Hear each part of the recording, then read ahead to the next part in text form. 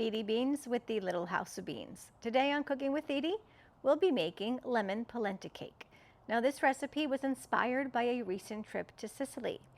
I was having coffee at a local cafe and I tried this lemon polenta cake. When I asked the chef if I could have the recipe, that was a big no.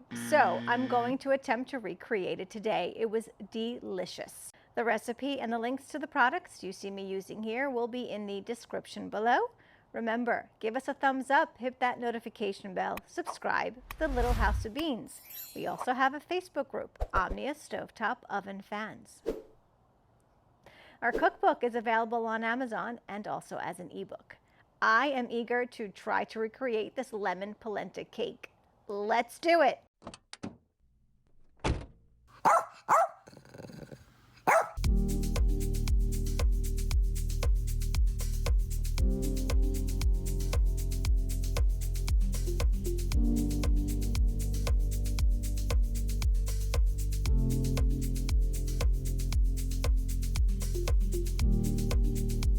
This is one of my favorite beaters, KitchenAid. Not sponsored, but would love to.